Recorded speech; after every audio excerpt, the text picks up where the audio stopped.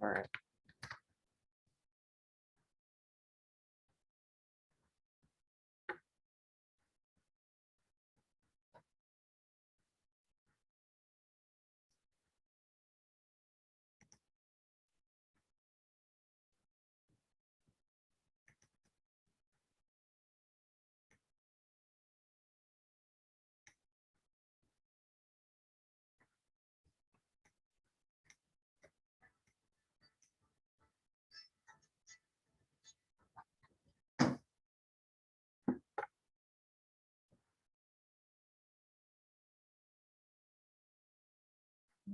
Paused.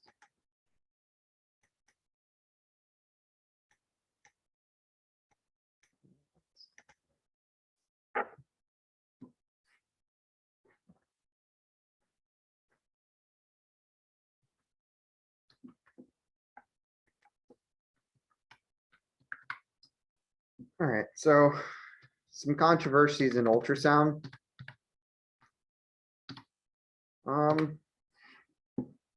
So one of the things that you might encounter when we're talking specifically about venous ultrasound exams is patients with unilateral symptoms and the efficacy of doing a bilateral exam when the patient only has unilateral symptoms.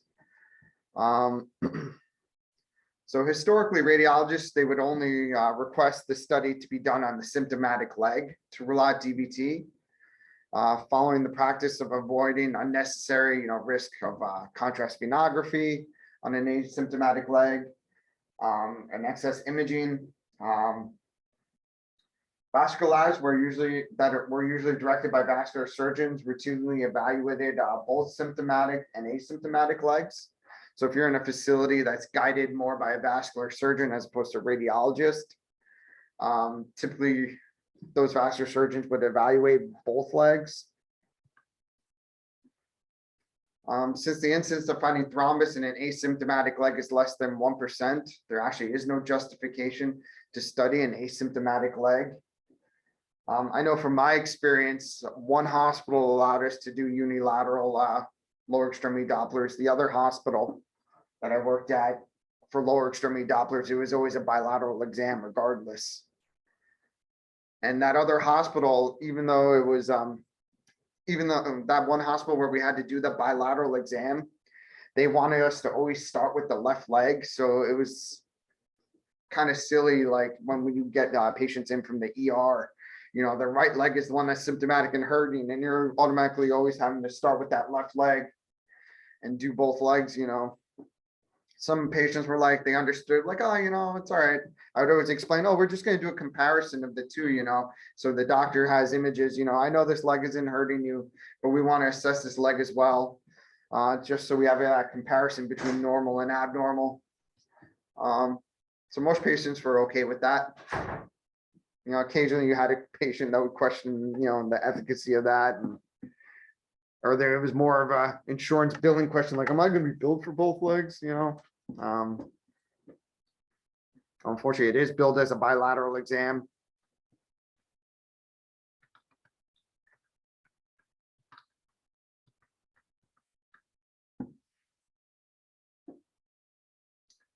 So if a patient has risk factors for DVT, the probability of finding thrombus increases when performing a bilateral examination. So depending on those underlying risk factors again, so I mean, if they have, a clotting disorder like factor V Leiden, or if, it's due to something like, extrinsic compression on the IVC, then that patient, would potentially have more susceptible to developing thrombus in the asymptomatic leg. But if that patient has no risk factors for DVT, any heart disease or underlying peripheral vascular disease,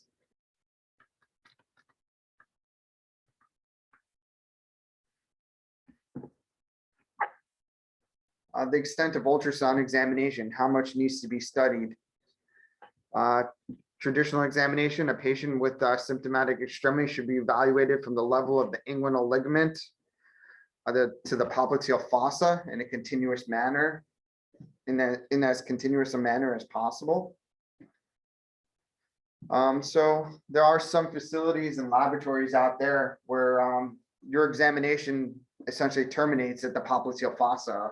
There are some labs out there that don't actually evaluate the vessels of the calf. If we remember back, our most common location for thrombus to develop is actually in that soleal sinus in the calf, in these calf veins.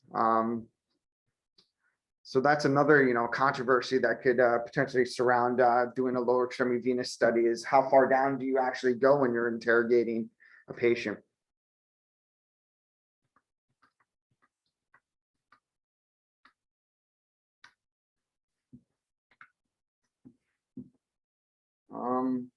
You may encounter some facilities that might do just a quick point of care ultrasound.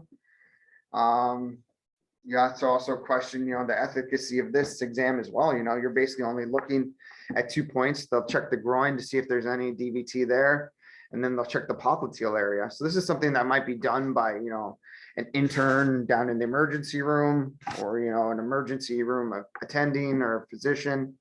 So this isn't something that we as sonographers, should ever be a part of or partake in, because a high number of DVT cases could be missed just doing a simple 2-point examination.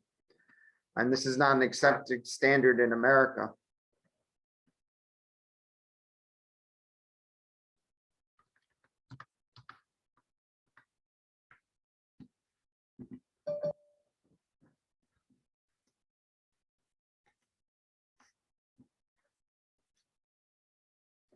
So significance of a negative ultrasound exam. So if a patient remains symptomatic after a negative exam, a repeat study of the lower extremity should be performed 3 to 5 days after the initial exam.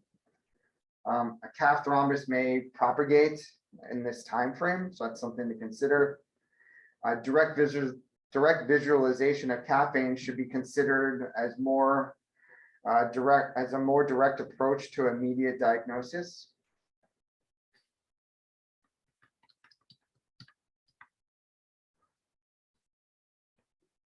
So with caffeine thrombosis, if thrombus is isolated to the calf veins, proximal propagation occurs in about 20% of patients.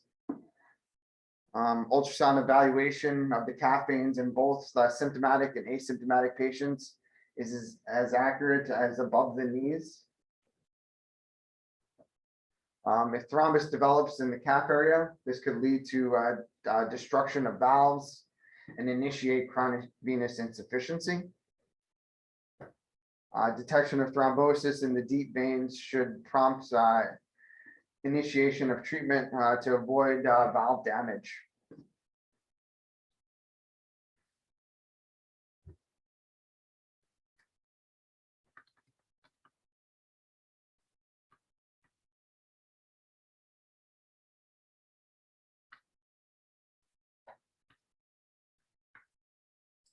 So these are just some pictures, some slides showing some thrombus within the gastrocnemius vein.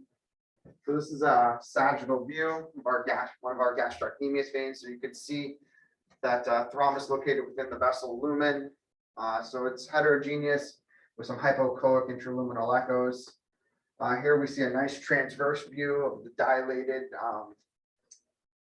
gastrocnemius veins in our transverse view, with a little artery central in between the 2 vessels.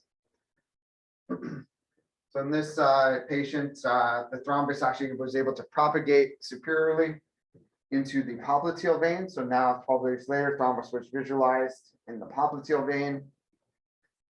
From the popliteal vein, we're able to demonstrate proximal propagation into the femoral vein.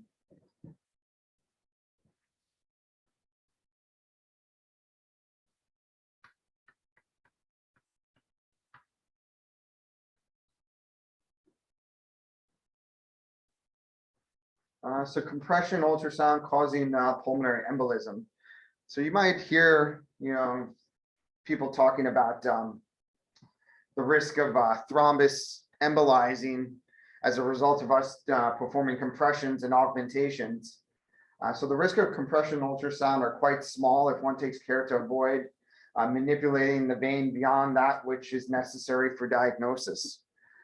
So what that means is, if you're scanning a patient with DVT and you could tell, the vein is completely thrombosed with DVT, there's no need for you to push exceedingly hard on that vessel. So just remember, use as little pressure as possible. So you shouldn't be trying to compress that vein all the way down, like, why isn't this compressing? What's going on? Like really get that feel, that touch, that like you just need minimal compression. If you barely need any compression at all, if you can clearly see that there's thrombus in that vessel and there's absolutely, absent flow when you put your color box on, there really isn't need to apply much pressure, to that vessel itself. Like you're not going to be able to compress that vessel down. Also be cognizant of free floating thrombus in the common femoral vein. This is the greatest risk for embolization. So if you see a thrombus flapping around within that vessel, you may be use your discretion, not to perform the compression maneuver, at that particular segment. Radiologist would understand, a good doctor will understand, like, hey, this is what I see, you documenting that free floating thrombus, maybe take a cine clip of it, showing it, flapping around like that. And then a radiologist will, completely understand if you're not performing the compression maneuver in that particular segment. Another thing to keep in mind too is the augmentation maneuvers. So if you do visualize a patient with thrombus within the vessels, it's recommended by ICAVL, our vascular accreditation, to not perform augmentation maneuvers on patients that are positive for DVT. And also keep into consideration too is sometimes patients will have 2 exams ordered. I see that often in the vascular lab at Christiana. They may order a venous duplex as well as an arterial, like ABI, PVR SLP exam. So if a patient is positive for DVT, you shouldn't be doing that PVR exam. So the cause of that patient's pain, they have deep brain thrombosis. They need to then go on some sort of anticoagulation. I know my hospital in New York, we require them to be on anticoagulation therapy for at least 3 days before we can even attempt to do, a PVR SLP exam. The other hospital, if they were positive, if they showed any sign of DVT, we didn't do it at all.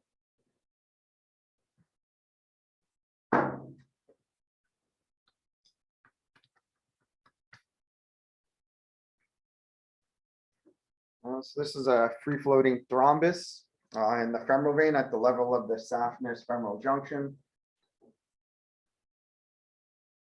So again, if you saw this moving around in real time while you were imaging, any doctor or radiologist would be happy enough just showing, the color pictures, with flow going around it, and obvious filling defects within that vessel. So you're definitely demonstrating, the presence of a free-floating thrombus. Again, I like to utilize my cine clips, give them a nice, pretty cine clip picture, demonstrating that thrombus is truly free-floating.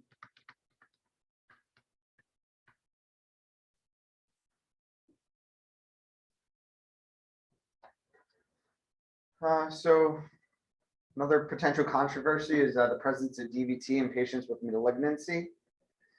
So there's controversy exists regarding whether a diagnostic workup should be initiated following documentation of DVT in a patient without risk factors. And then patients with malignancy associated with venous thrombosis that typically arise in breast cancer, in gastrointestinal cancers, and genital urinary tract, or in the genital urinary tracts, as well as in the lungs or the brain. So the controversy with that is, do we actually, initiate like a preliminary workup on these patients if they are asymptomatic, and they have a history of cancer, or are we just going to do a screening exam, even though they are asymptomatic but have that risk factor? Or should we just wait, until these patients actually do exhibit symptoms of deep vein thrombosis?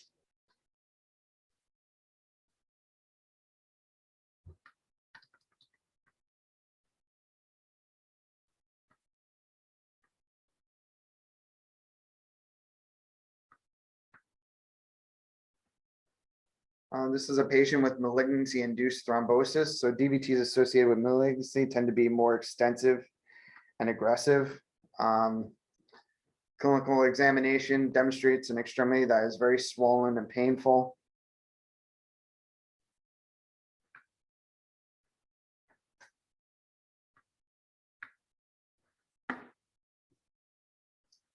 This is kind of like, unfortunately, my father, he passed away from pancreatic cancer. So I know for sure that, he had DVTs. He had, his body was developing clots. He actually suffered a stroke while he was going through his chemotherapy. Because that particular cancer, it forces the body or the blood to, form these clots and thrombus. So he actually had arterial thrombus as well as venous thrombus, developing within his body. And I remember towards the end, his legs, they started becoming gangrenous like this as a result of the deep vein thrombosis. And very discolored, very painful. We could barely touch them.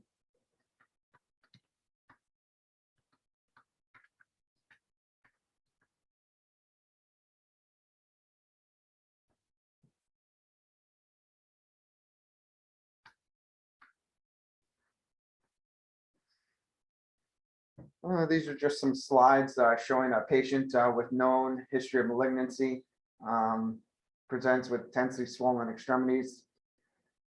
So picture A here shows a dilated popliteal vein with the presence of intraluminal echoes, which is distended with occlusive thrombus. Our pulse wave Doppler of that popliteal vein demonstrates absent flow. C, we see femoral vein is also occluded with thrombus. We got C and D down here. And then a CT image a few days later shows a 5 centimeter pancreatic tail mass. So this was an adenocarcinoma of the pancreas.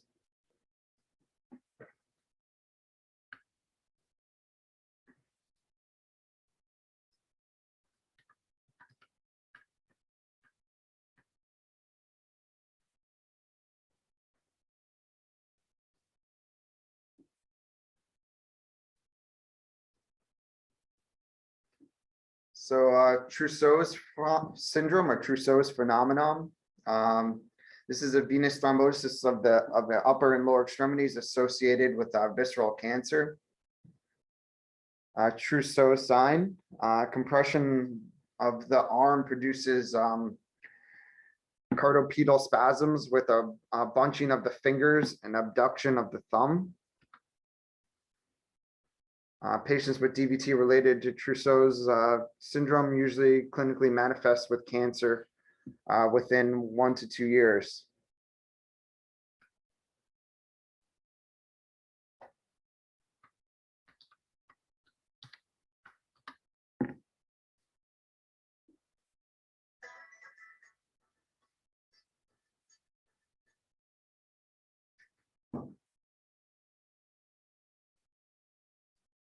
Sorry. Hello? Hi, how are you? I'm good. Who is this?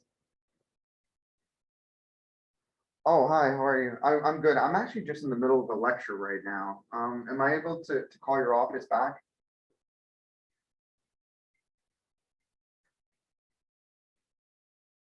All right, awesome. I appreciate it. Thank you so much. You too. Bye. I apologize. So ultrasound assessment for pulmonary embolism. So a negative lower extremity venous study cannot exclude a pulmonary embolism. So that's important to remember. Just because a patient's leg Dopplers are negative does not exclude the fact that this patient may have a pulmonary embolism. Potentially that clot already embolized, so it's no longer in the extremities, it's no longer in the legs. Perhaps that thrombus, or there is thrombus that's higher up that we're not seeing. Maybe there's thrombus in the iliac or IVC. In the absence of any symptoms or signs in the lower extremities, only the femoral popliteal system needs to be evaluated.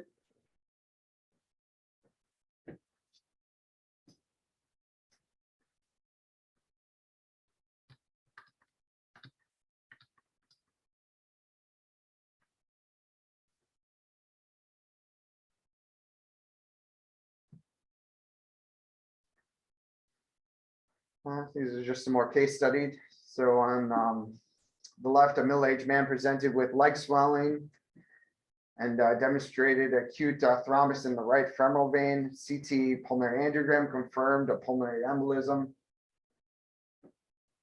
A reformatted coronal CT image here shows an embolism in the right pulmonary artery. So if we just kind of look at this little arrow, so we're looking for filling defects as well. So contrast filling defects of our pulmonary arteries.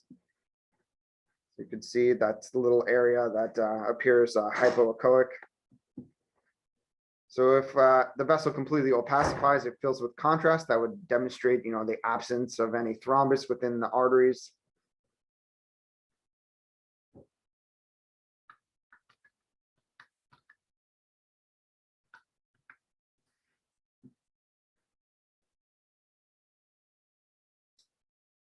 If a patient presents with symptoms of DVT and pulmonary embolism, ultrasound of the lower extremity should be obtained first. If the result is positive, treatment should be initiated. If the result is negative, patient presented with symptoms of PE should then receive a pulmonary, a CT pulmonary angio to rule out the presence of PE.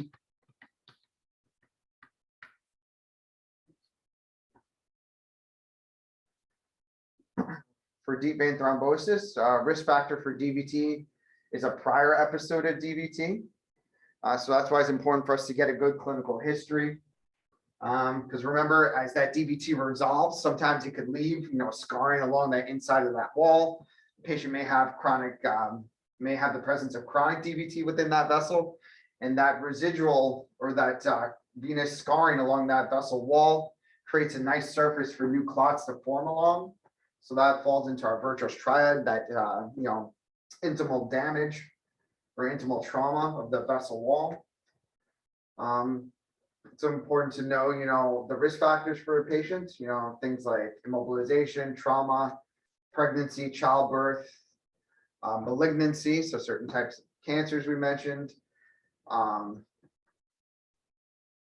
things that affect a woman's estrogen levels. So those would be women that, birth control medications, again, history of DVT, again, such conditions that are associated with, increased likelihood of developing DVT. So like thrombophilia, antiphospholytic syndrome, protein S and protein C deficiencies, our factor V Leiden, that's our big one. Potential gene mutations, the prothrombin G20-210 mutation. Patients who have lupus anticoagulants, as well as patients who suffer from atherosclerosis.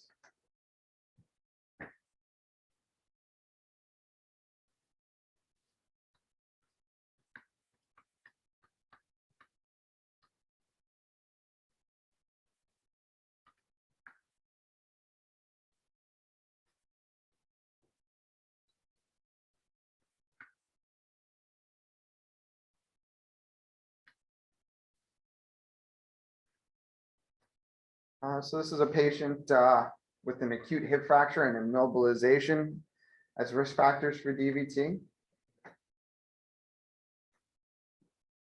So this patient developed a week later popliteal vein DVT, which was demonstrated to be occluded.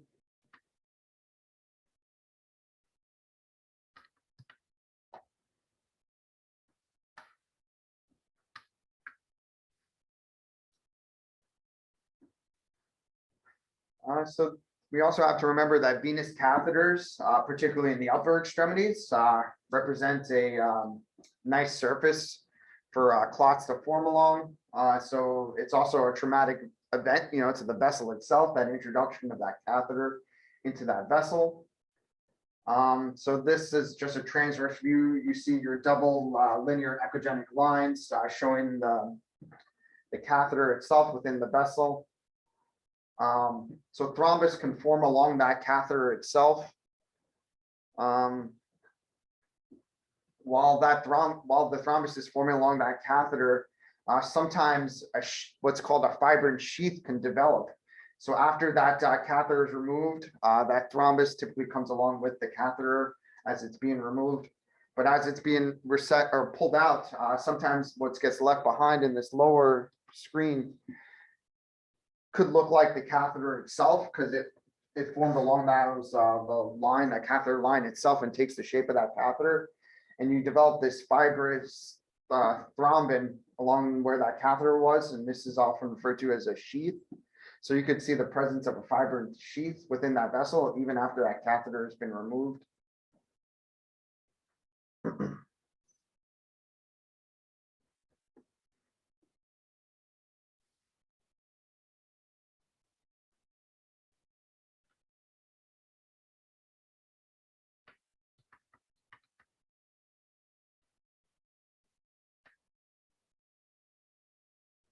These are just another images showing remnant thrombus after the catheter has been removed. So longitudinal view of thrombus coating a catheter, and then B is the remnant thrombus in the left in the vein after the catheter has been removed. You can note the empty channel in the upper portion. So there's a little empty channel here that you can kind of see coursing through that thrombus. I've seen plenty of these. Sometimes, again, you could be left with just a thin fibrous sheath. So a lot of that thrombus could, be removed along with the catheter, and sometimes you're just left with a thin linear echogenic fibrin sheath that looks like the walls of the catheter itself. So you have to just be very careful and very cognizant, that you're fully evaluating.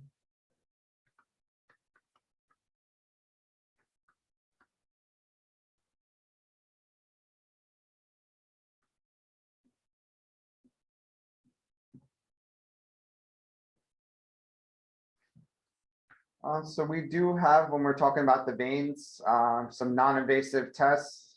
So we can utilize continuous wave Doppler. So that's our non-imaging pencil probe with our PVR SLP machine, as well as different forms of Pletheismography that we went over last semester.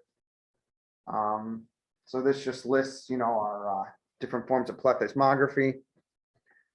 So you have anything from Impedance Platform to strain gauge Pletheismography, Aeroplethysmography, Photoplethysmography. Less common would be that water displacement.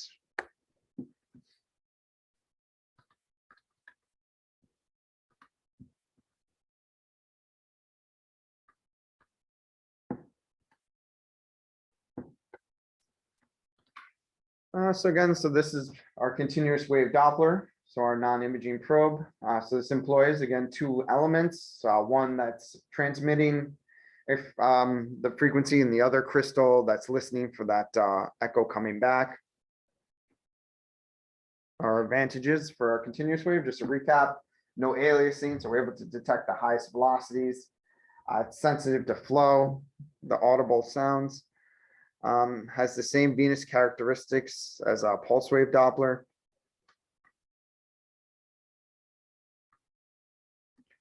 So we can use this to evaluate the deep venous system for obstruction, and evaluate for venous incompetence as well.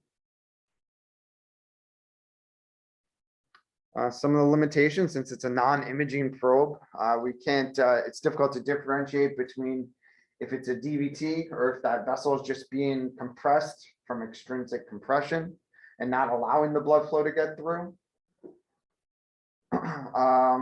If a patient has partial or well collateralized thrombus, this could potentially appear as normal. If the patient has a dual system, this could be falsely negative. So we might be picking up flow within that second vessel, and one of those vessels, could potentially be thrombosed or clotted. The information is operator dependent and more subjective. And it's also difficult to diagnose caffeine thrombosis.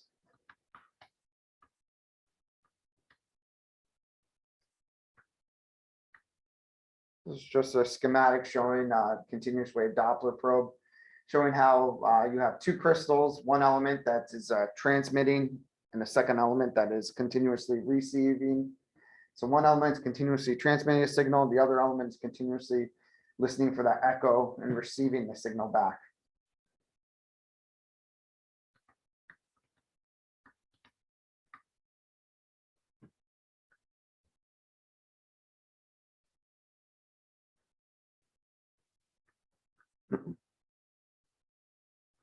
So if we're planning on using continuous wave Doppler, we'll have the patient in a reverse Trendelenburg position.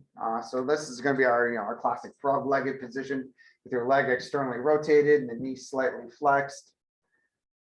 Or standing, we can have the patient standing to promote venous filling. So you want to lower the legs, raise the head, try and promote as much venous filling as possible. The probe again should be held at a 45 to 60 degree angle from the skin surface. Begin with the asymptomatic side. So we were able to, ascertain, what a normal waveform should look like.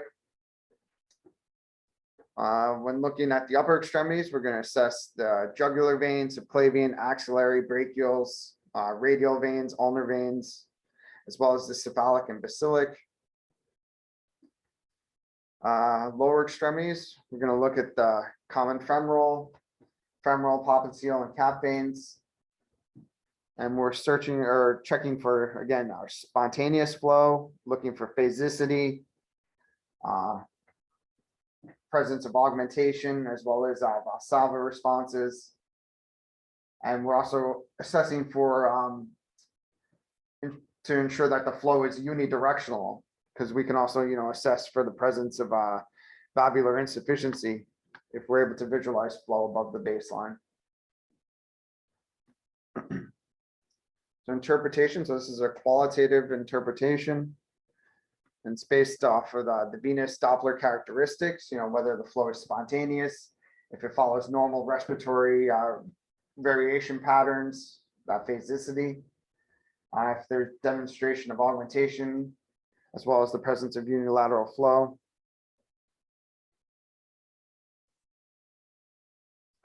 So again, it's we're not able to differentiate, between the presence of extrinsic compression versus a proximal thrombosis. Patients, again, with fluid overload.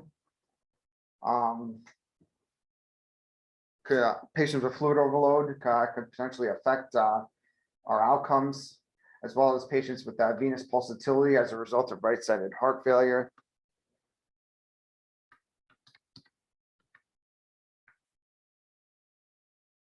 This just shows some of the sites if we were to use our continuous wave Doppler to assess the vessels. So we can assess jugular vein in the neck, subclavian artery. We can come into the axilla to visualize the axillary artery and veins. We could try and see if we can assess the cephalic along the lateral aspect of the arm, medial aspect of the arm. We can get our brachials and basilic. Down in the forearm, we can do radial and ulnar down by the wrist. Basilic vein, again, along that medial forearm.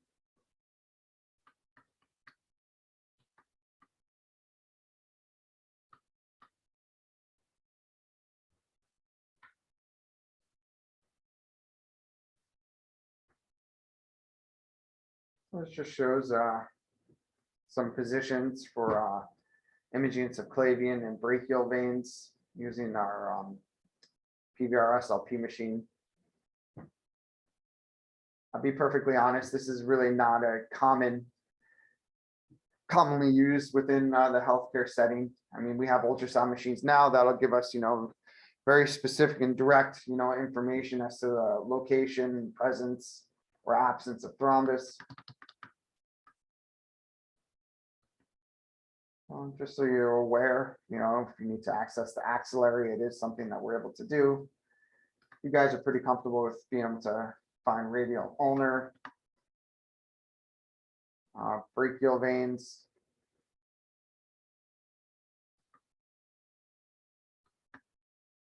Brachials, I like to go just above the antecubital fossa.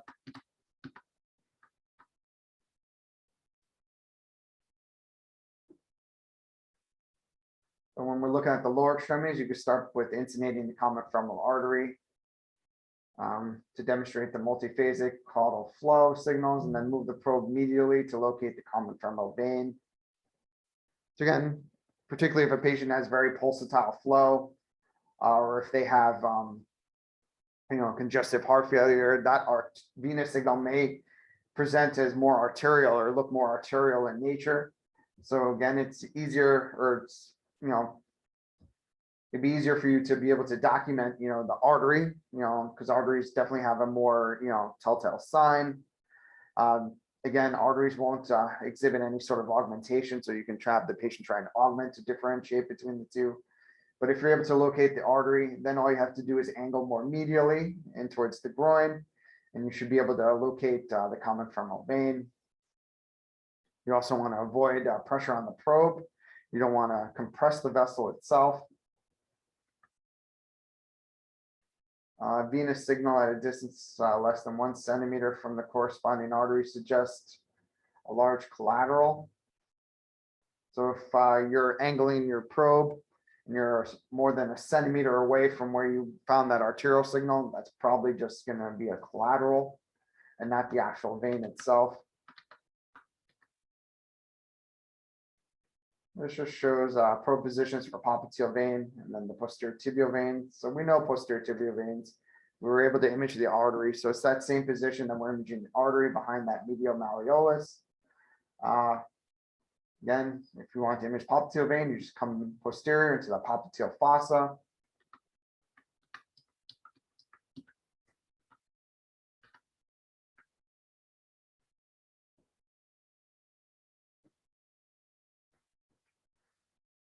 Dilated superficial veins and varicosities. The goal of non-invasive vascular lab in evaluating peripheral venous insufficiency are to define which venous systems are involved. So our ultimate goal is to determine, is this the cause of this patient's venous insufficiency? Is it due to insufficiency within the deep system? Is it due to insufficiency within the superficial veins only? Or is it both? As well as determining the anatomic level of that dysfunction and whether there are any pathological processes that are going on that could be causing this venous insufficiency. Is it due to, are these vessels also,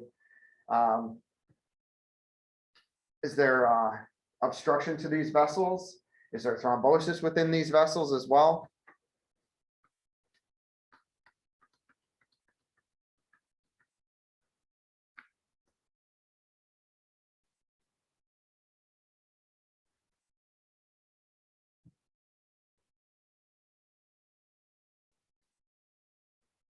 So we can use continuous wave Doppler to assess for venous insufficiency.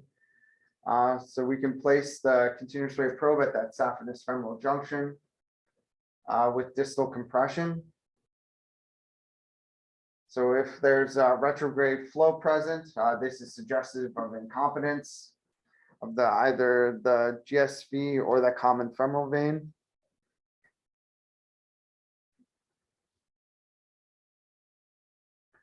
So a tourniquet is placed 10 centimeters below the common femoral and the GSV junction to compress the greater saphenous. Distal compression is repeated. So in this case, if we now get retrograde flow present, this suggests incompetence of the common femoral or the proximal femoral vein. If retrograde flow is abolished by the tourniquet application, because we're occluding that GSV, this indicates incompetence of the greater saphenous vein.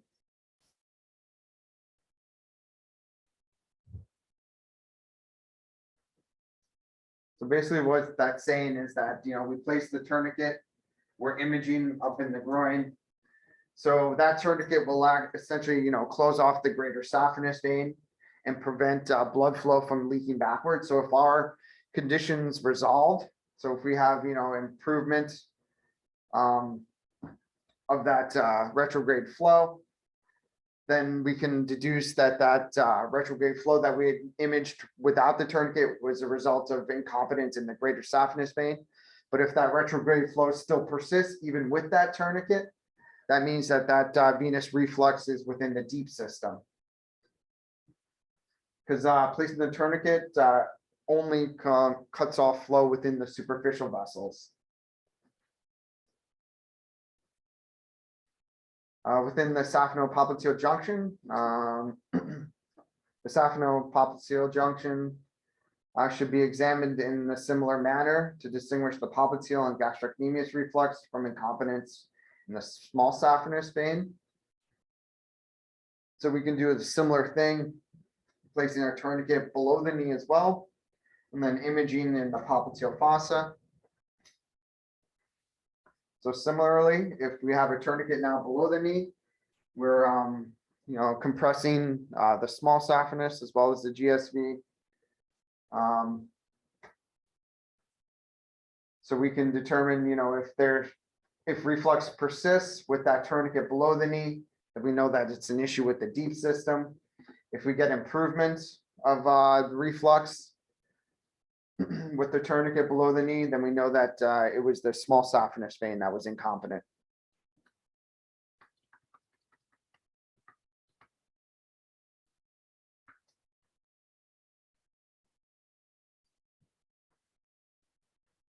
So we can use Pletheismography as well. So there's a couple of different Pletheismography exams that can be utilized.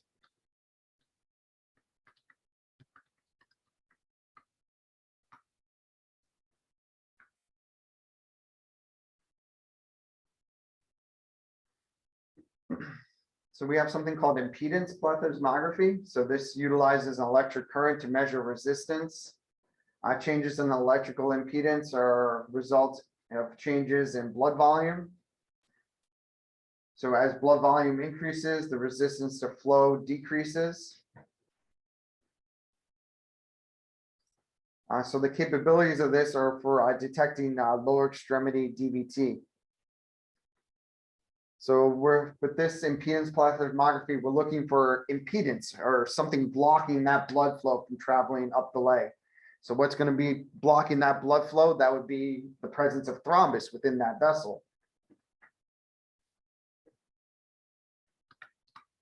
So limitations of this impedance plethysmography, again, would be a false positive if the result of that impedance is due to proximal extrinsic compression. So something higher up that's compressing those vessels. So whether that's, a baby like sitting in compressing the iliacs, or a large mass or tumor in the pelvis that's compressing those vessels. Some other limitations could be improper application of the electrodes, which can lead to an inaccurate reading.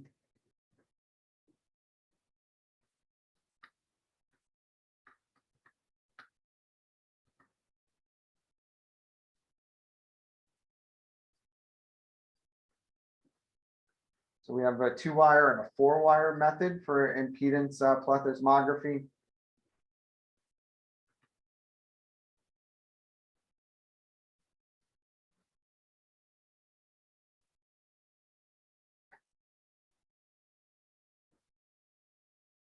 If you kind of visualize, this is the patient's limb, one lead, second lead, and then with the 4-wire method, again, patient's limb, and then you have 2 central leads.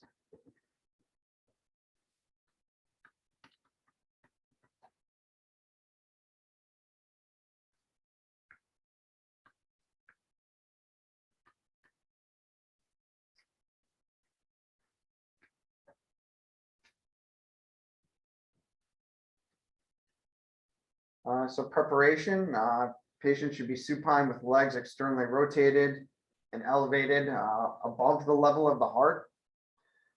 So this kind of goes opposite to the positioning that we would do our normal DVT exam. So in this case, we want the legs up. We want that blood flow coming back up towards the heart. So we're trying to, aid and abet blood flow returning back up to the heart. The hips and knees should be flexed. because we want to see how much resistance there is to blood flow going back up towards the heart. So this machine is basically measuring the amount of resistance or impedance that's within those vessels. So we want blood flow that's free flowing, that's able to flow smoothly and easily back up to the heart. The more impedance there is within that vessel, the more likely the presence of thrombosis. So we're going to do things to try and aid that blood flow returning back up to the heart by having the patient raise their legs above the level of the heart. So with elderly, we can utilize, cushions to help aid in this. But we're going to place cushions regardless of age, to be honest. Electrically conducive gel is applied to the electrodes. The electrodes are carefully placed in the proximal and distal forearms or in the calf. And including pneumonic cuffs are placed on the upper arm or upper thighs and inflated to 50 to 60 millimeters of mercury to occlude venous flow, and then rapidly deflated to record the outflow pattern. Calibration and repetition assure more accurate results.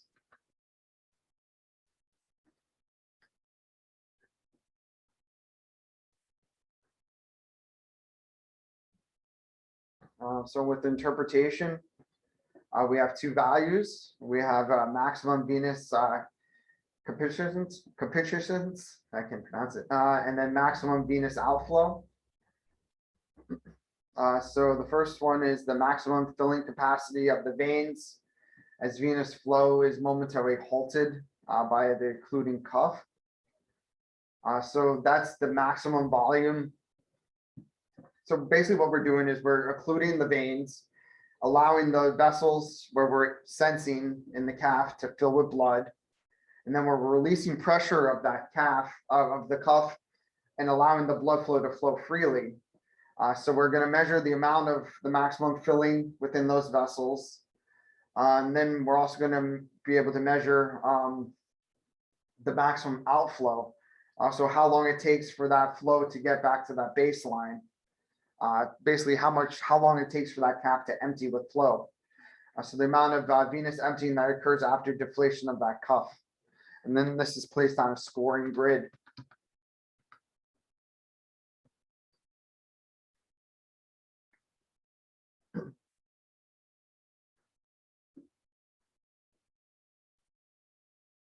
So this is an example. We have the leg externally rotated, elevated above the level of the heart. We're going to inflate the cuff. And the blood flow is going to fill into the veins. So this is going to show maximum filling of that veins. And once we've reached maximum filling of the veins, the cuff is then deflated. And we're checking to see how fast that blood flow empties out of the vessels. So this can show, how much impedance, how much resistance that blood flow exiting those veins has. So if we have a patient with normal venous flow, nothing, obstructing that blood flow, we get filling of that vessel. And then when we release the cuff, we have a very fast decrease in outflow, or we have very fast outflow. So the veins empty quite quickly. In patients that have venous thrombosis, we have a much slower rate of outflow because there's something within that vessel that's impeding that flow.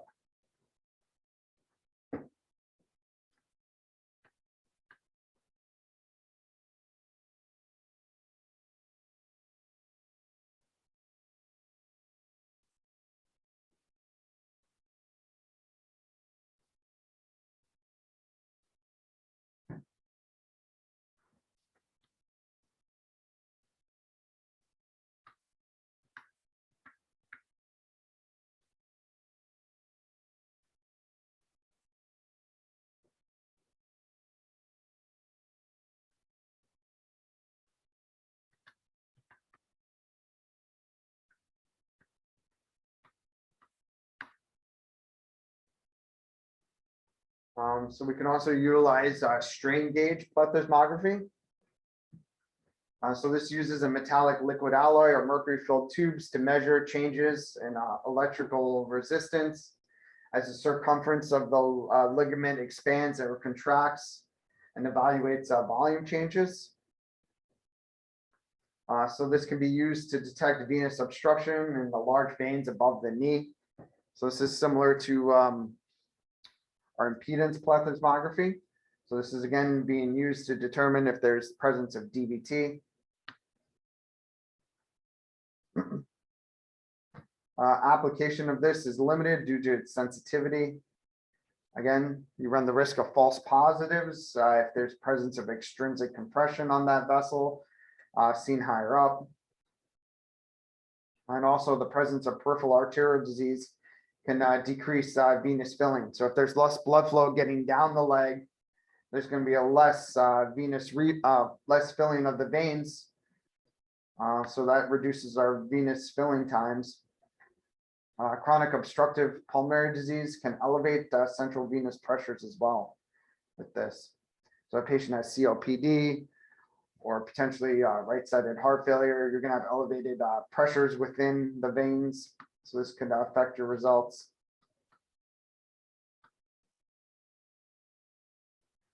So with strain gauge Pletheismography, the patient's going to be in that same position with the legs externally rotated and legs above the level of the heart again.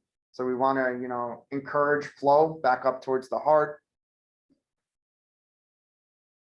The technique, we're going to place a pneumatic cuff around the thigh, a thin tube filled with mercury or an other conductive liquid around the widest part of the calf, which is typically the proximal calf. The length of the unstretched gauge should be about 90% of the circumference of the limb. You can calibrate the machine. So almost the same procedure. We're going to inflate the cuff to 50 to 60 millimeters of mercury to include the venous flow, and then quickly deflate the cuff as the volume increases and stabilizes. So we get that similar scoring chart.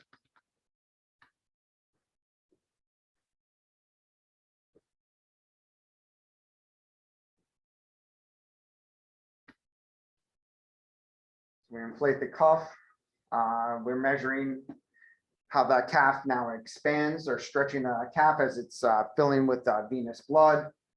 Once we reach the maximum expansion, we're going to quickly deflate the cuff and then look for how fast or how slow the calf reduces in diameter to measure the amount of venous outflow.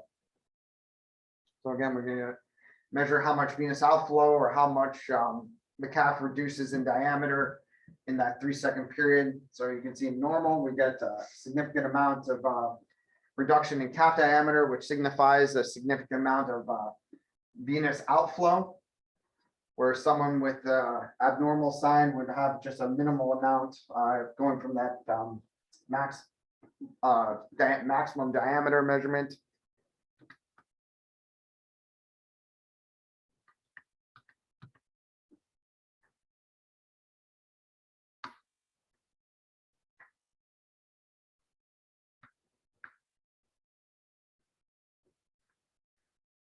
We can also utilize Aeroplethysmography. So this measures changes in the circumference to reflect changes in volume over a particular segment. So these are going to be our pneumatic cuffs that we use here in the lab. So the capabilities of this, we can detect global limb volume changes that occur with exercise and gravity. We can quantify we can quantitatively assess chronic venous insufficiency, valvular reflux. We can also assess the function of the calf muscle pump. We can assess the effectiveness of therapeutic intervention.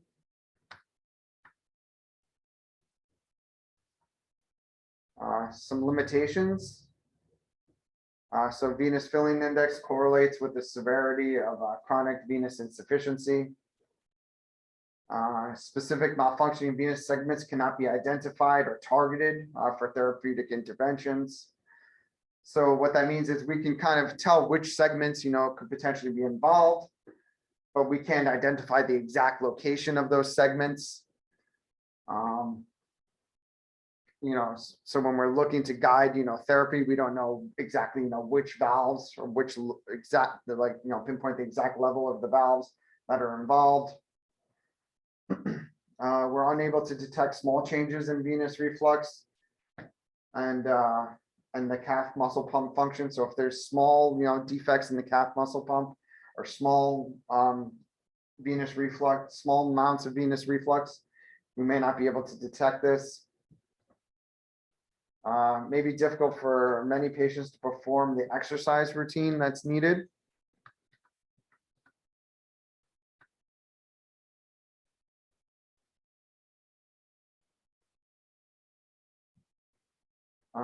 So with Aeroplethysmography, we have a couple of different positions we can use. We can do supine with, again, the legs elevated above the level of the heart.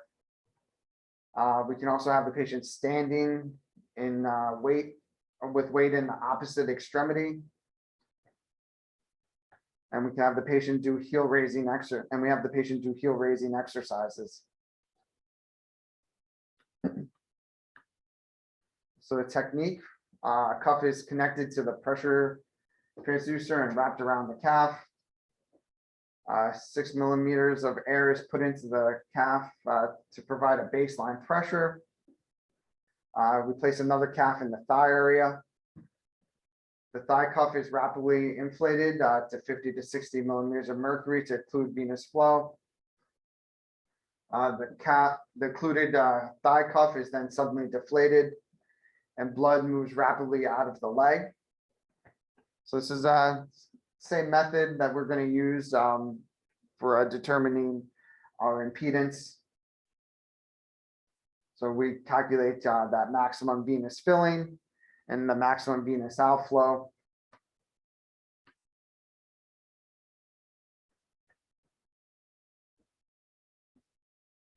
So with interpretation, we get a couple of different values. We get a venous filling index. So this is how much blood flow fills or enters the calf. So 90% venous filling index time taken to achieve 90% of the filling.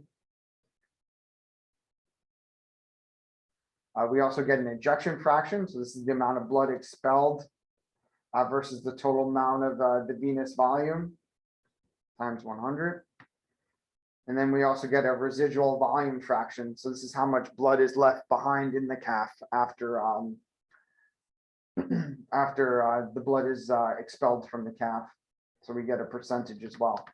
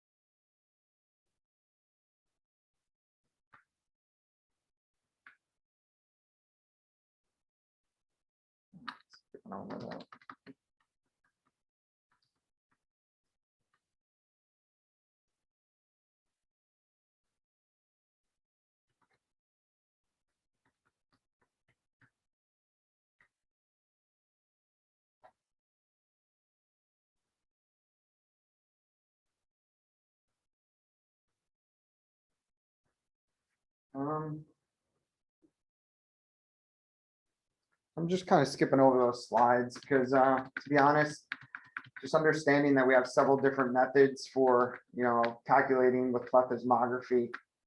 Like on the registry boards, I don't think they're going to have you go into a lot of the values for these Aeroplethysmography results. Something you're probably more likely to encounter is Photoplethysmography. So again, Photoplethysmography is not true plethysmography. Again, this uses two diodes, one emitting infrared light into skin and one receiving reflections. So changes in skin color due to changes in blood contact create changes in the amount of reflected light. So the capabilities of this are to evaluate the presence and severity of venous insufficiency. It's technically simple and equipment is inexpensive.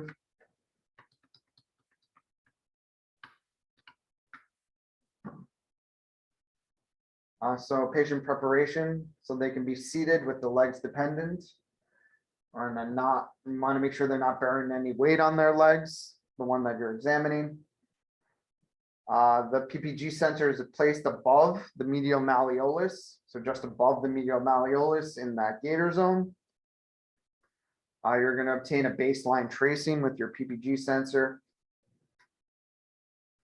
The patient is going to then be instructed to do a series of dorsiflexions of the foot to try and empty the calf.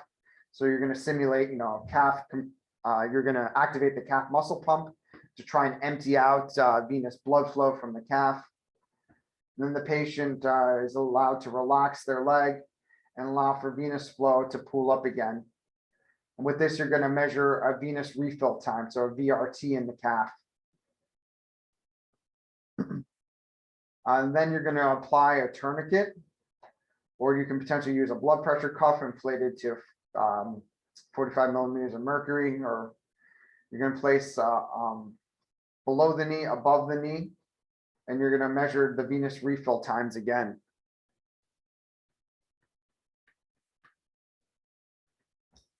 So this just shows the proper placements of the PPG sensor for doing this venous refill time exam. So you may need to use double sticky tape. So we're going to be just above the medial malleolus.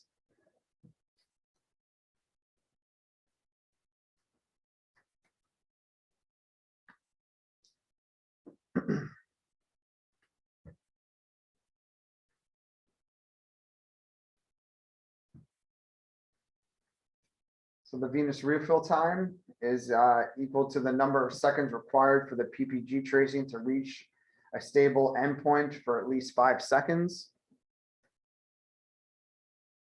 So that's why it's important for us to do our baseline, so we know what our maximal filling is. So a normal venous refill time is going to be greater than 20 seconds. So a venous refill time that's going to be less than 20 seconds indicates some sort of venous insufficiency. So at that point, it's now up to us to determine if that venous insufficiency is a result of the superficial veins or the deep veins. So that's where the placing of the tourniquets then comes into play.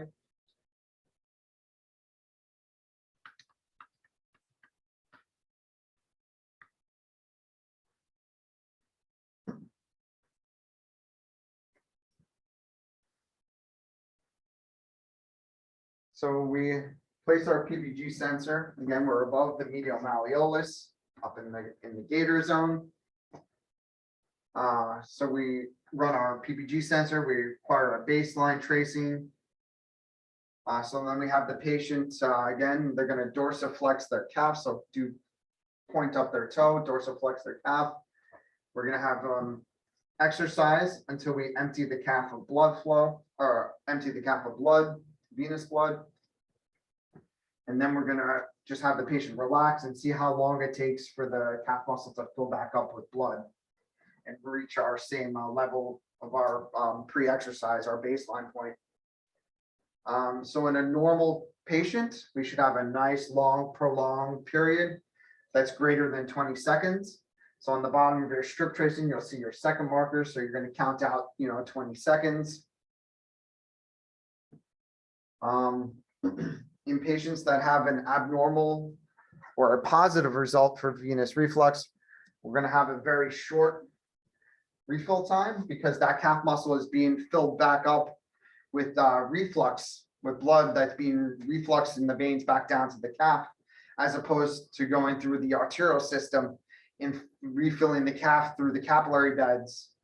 So the reason it takes a long time for that calf muscle to refill again with blood is because the blood has to, circulate from the arterial system, cross through the capillary beds, and enter into the venous system again to refill the calf. But if there's reflux, we're getting blood flow coming back up, so that calf muscle is filling up blood quickly again with blood as a result of the reflux.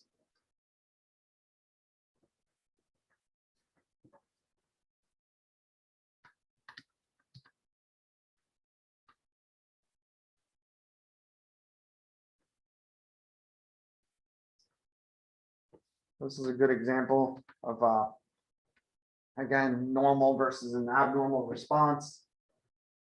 So we have our baseline. We have each of these little spikes, indicates when the patient was pumping their calf or dorsiflexing their foot. So 1, 2, 3, 4. We got it down, to a respectable level, and then we just have the patient relax, and we're seeing how long it takes to return back up to that baseline. So in this case, it took 62 seconds. So that would be a negative study. This patient does not have any evidence of venous reflux. Say this is the patient's other extremity. Again, we have him pump 1, 2, 3, 4 times, empty the calf of blood, and then you can visualize that calf refilled with blood quite quickly. So in this case, it was less than 7 seconds. So that would be an abnormal response. So that patient is positive for some sort of venous reflux. And now the next step of the exam is going to be placing tourniquets for us to determine, which veins it could potentially be the source of that venous reflux, whether it's superficial versus deep.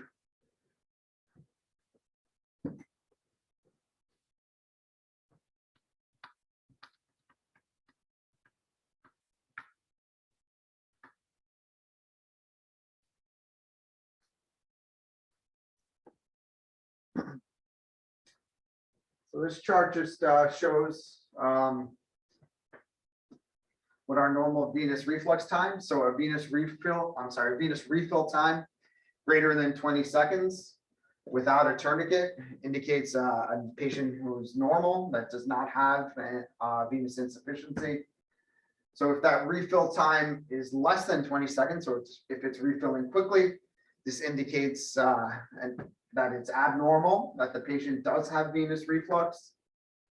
So then we're now going to apply tourniquets. So if we place a tourniquet below the knee, this occludes the greater saphenous and the small saphenous.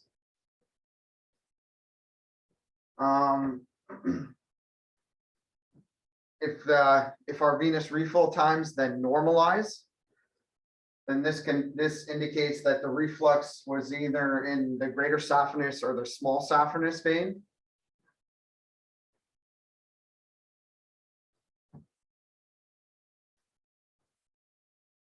If it normalizes with the tourniquet above the knee, so we've now moved that tourniquet from below the knee to above the knee, that's cutting off the greater saphenous vein. And if it normalizes, we can then assume that that reflux was a result of the greater saphenous. If venous reflux is less than 20 seconds after tourniquet is applied to both above and below the knee, then that's a result of deep incontinence.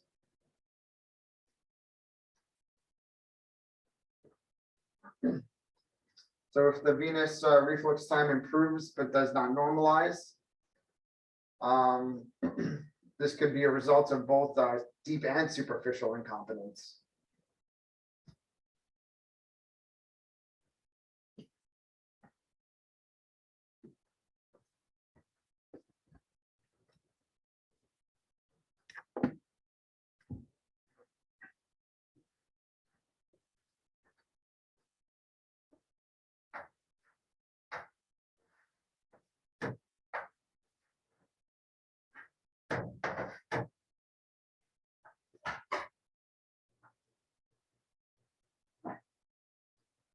and place our little PPG sensor.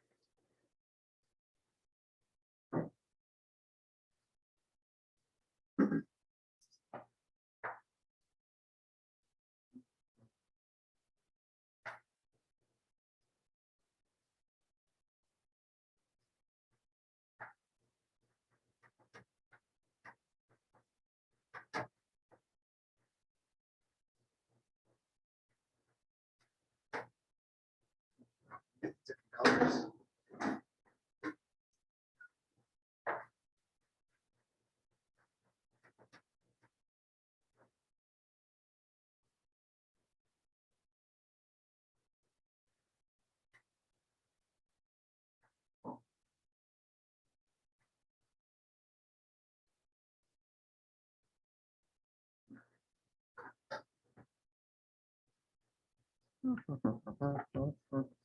There we go. So basically all this is saying is that if we place our PPG sensor and we get a prolonged venous refill time that's greater than 20 seconds without any sort of tourniquet, this is a normal healthy patient. That's good. That's what we want. If we place our PPG sensor and we have them, perform the calf flexions, we empty out the calf and we have a very fast refill time, we then need to determine, whether that venous insufficiency is coming from the deep system or the superficial system or both. So if we then place a cuff or tourniquet or a cuff below the level of the knee, so if I place a tourniquet here, we're now cutting off both the greater saphenous and the small saphenous venous flow. So essentially we're cutting off reflux coming from those two vessels, trying to get to that probe or to that sensor. So the only thing that could get to that sensor at that point would be reflux in the deep veins. So if we place the tourniquet above the knee and it now normalizes, we've cut off, those two vessels. The reflux we can then say is either coming from one of those two vessels. So it's not coming from that deep veins because that deep vein is still flowing. And if we have a normal result now, it's not coming from that deep vein. So if we place the tourniquet here and we still had reflux, so if we had an abnormal result, then that would indicate that that reflux is coming from the deep veins. So if tourniquet is below the knee and we still have an abnormal result, so we can just put, we'll put over here. So below the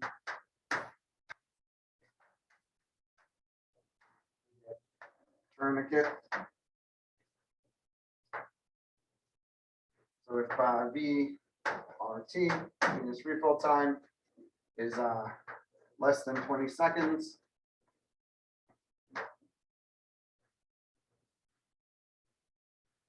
then it would be indicates deep vein insufficiency. So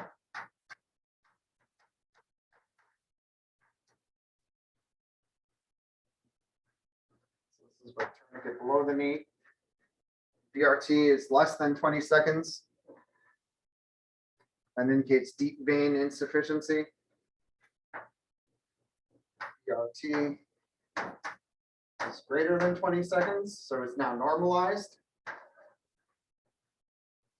That can indicate either GSV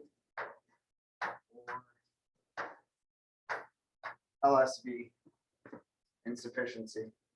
GSV or we'll say small saphenous or lesser saphenous insufficiency.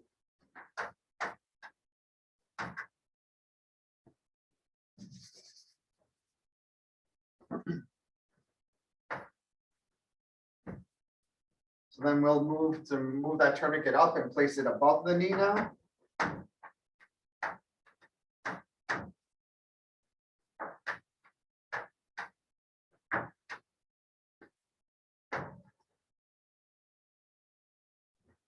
So with the tourniquet above the knee now, place our tourniquet up here.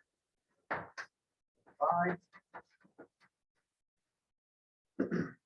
At that level, we're just occluding the greater saphenous vein. The tourniquet above the knee cuts off the greater saphenous vein.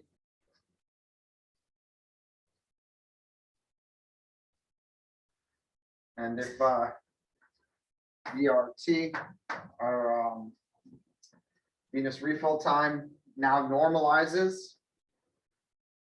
So if it's greater than 20 seconds,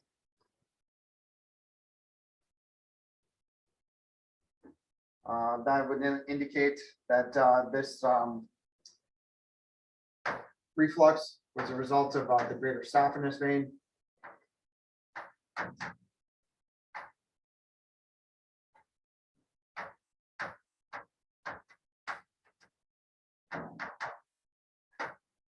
If our VRT is less than 20 seconds,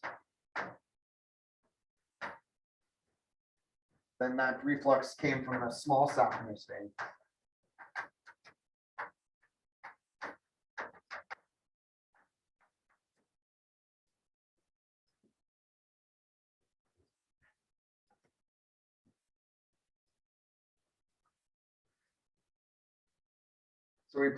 So we have the cuff down here. We start below the knee. So with below the knee, we could tell if it's deep or if it's going to be an issue with the deep veins or the superficial veins. So if it normalizes, we know it's an issue with the superficial veins. If it persists, we know that that issue is coming from the deep veins. We then move the cuff higher up into the thigh.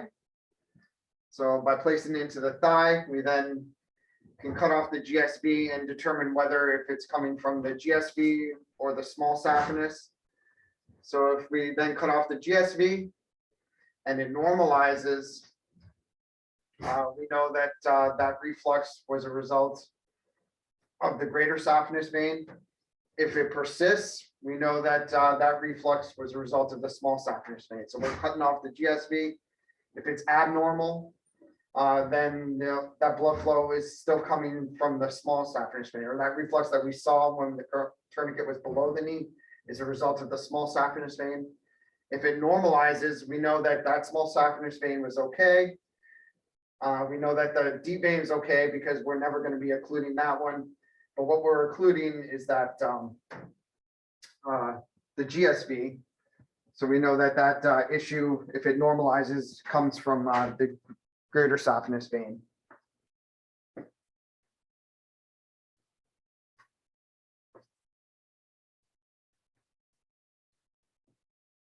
I know some registry questions they like to ask you.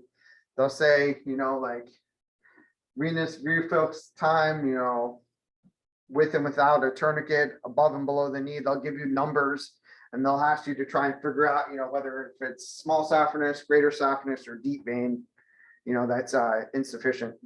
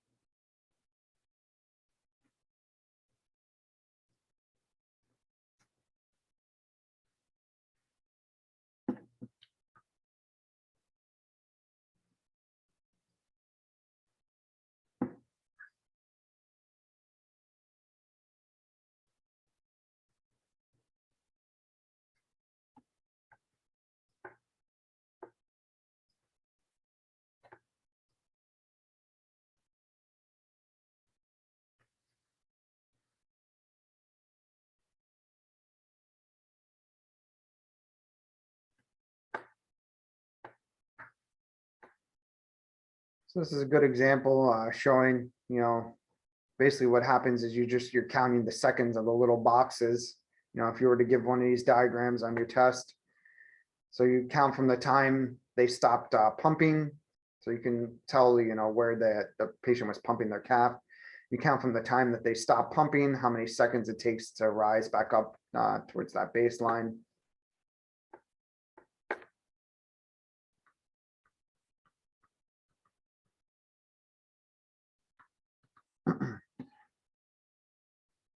So again, some limitations of this, we're not able to localize the exact site of the incompetence. It could be highly temperature dependent. So if the patient, has a very cool extremity, this can affect your results. Thickening of the skin may prevent adequate penetration of the infrared light. Improper placement of the PPG sensor can result in inaccurate information and pressure. It's also difficult to standardize the techniques when doing this.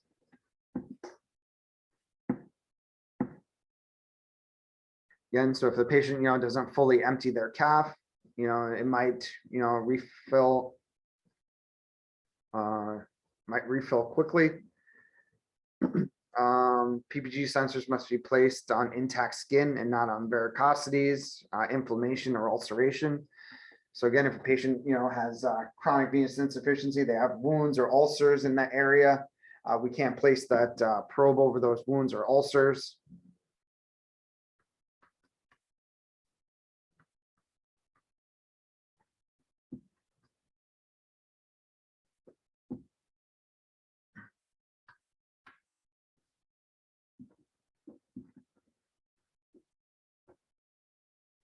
So we also have something called light reflection rhinography. This is a further refinement of PPG, and this sensor head equipped with a thermistor.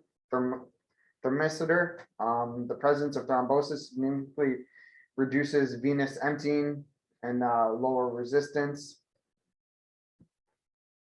The capabilities of this is to detect DVT and chronic venous insufficiency, and give a combination of arterial and venous capillary flow.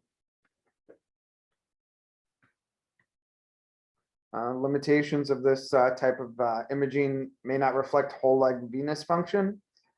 It does not provide a precise location of reflux, and it's not very reliable for detecting obstruction. Abnormal results should be followed by a duplex or venogram. So this is an example of that modified sensor showing 3 light emitting diodes surrounded by a central detector that detects temperature.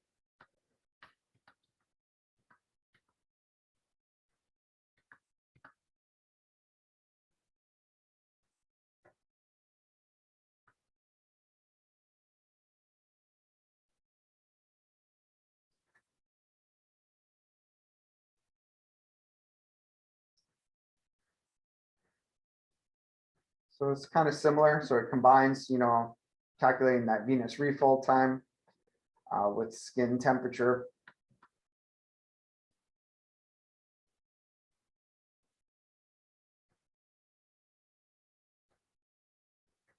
So with chronic insufficiency, again, you have a fast refill time. Patients with DVT, if there's an obstruction, the calf isn't going to empty. So your tracing should appear, similar to your baseline.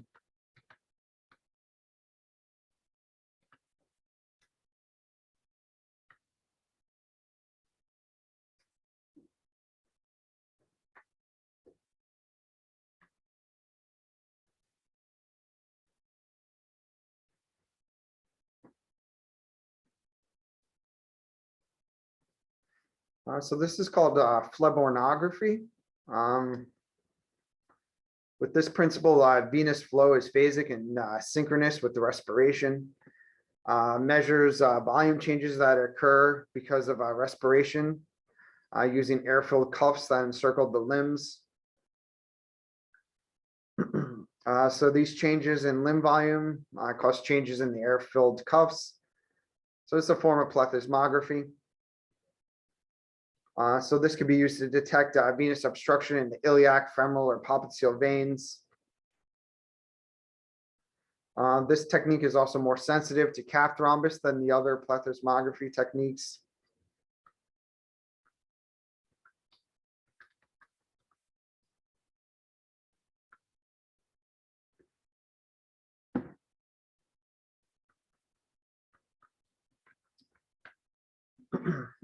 We can also have an exam called a PRG exam. So with this, the patients lie patient towards the left side with the hip and knee flexed. Leg must be below the level of the heart to facilitate venous filling.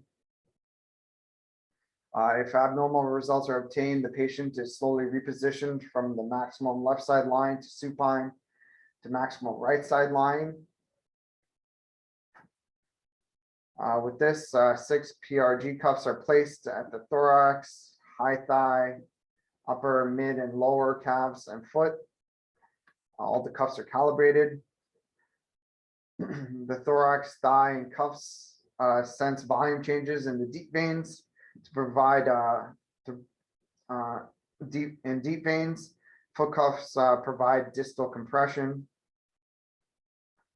We monitor respiratory waves at all levels and in response to distal compression from the foot. We repeat distal compression from lower calf cuff as well. Calves are recalibrated with each repetition.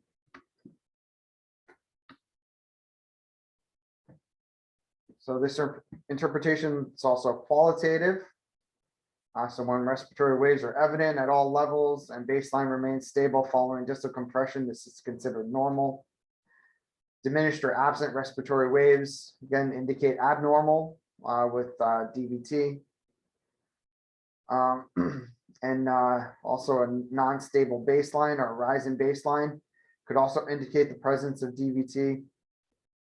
Again, some limitations. We can have false positive as a result of our extrinsic compression or improper position, as well as fluid overload.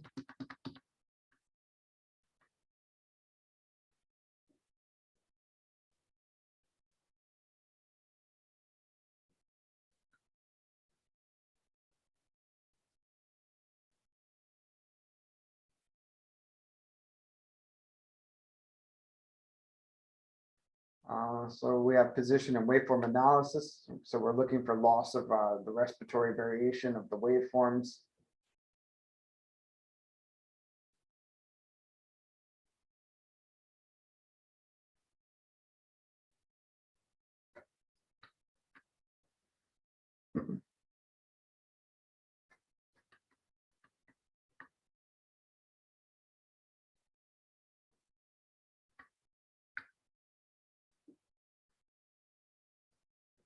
And then just so you guys know, because just kind of digging back into history, there is a method that uses water displacement volume. So this is called foot volumetry. Using open water filled baths surrounded the foot, we measure changes in the volume of the water displaced during knee bending exercises related to venous function. We can calculate ejected volume measured and related to the total foot volume. We can measure refilling time and refilling volume or indirect measures of venous reflux.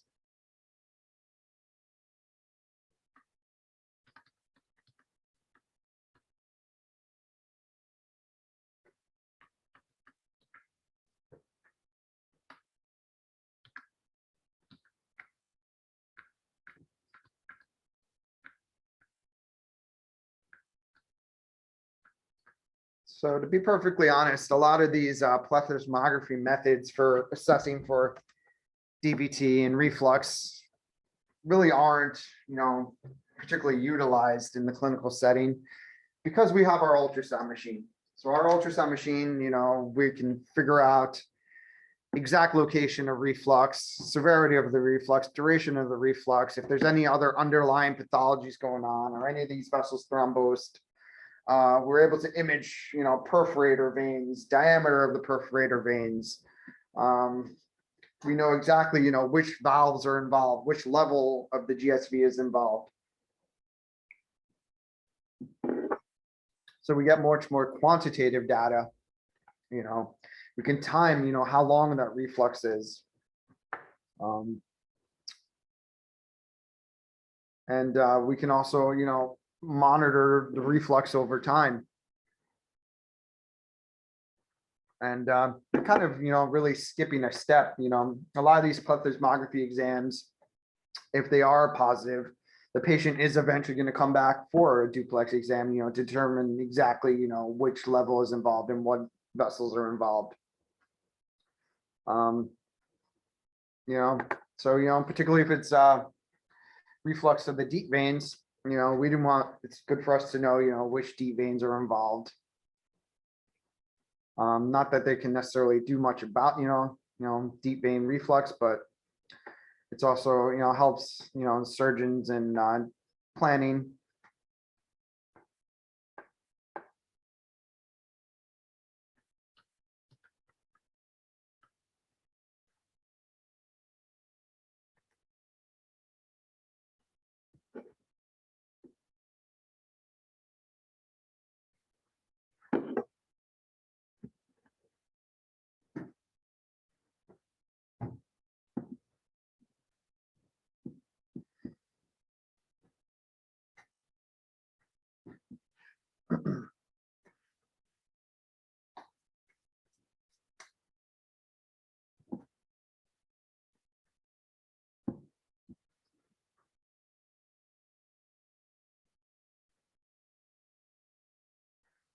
So really the two main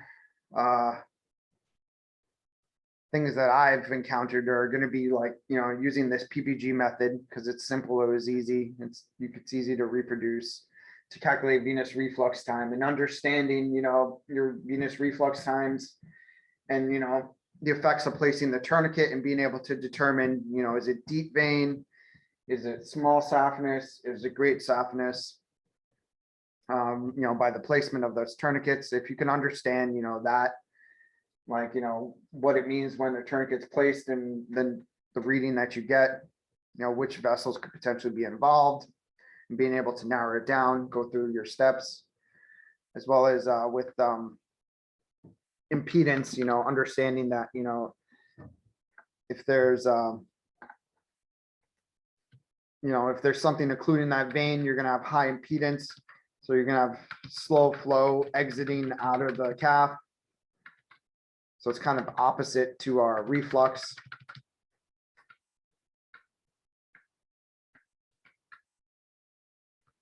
So our MVC versus our MOV score.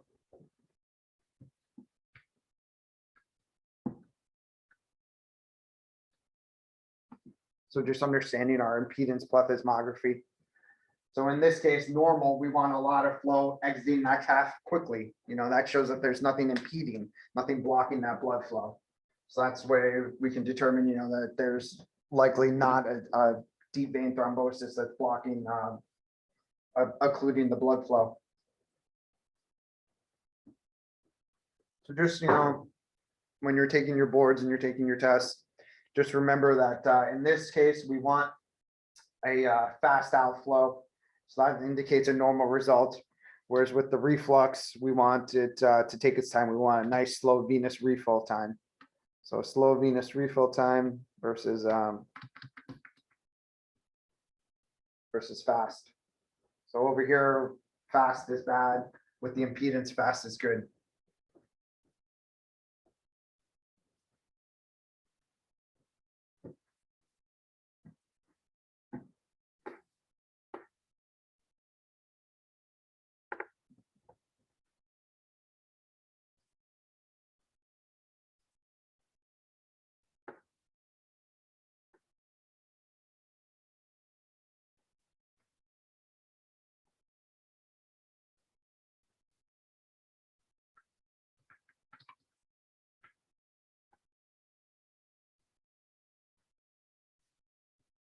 All right, so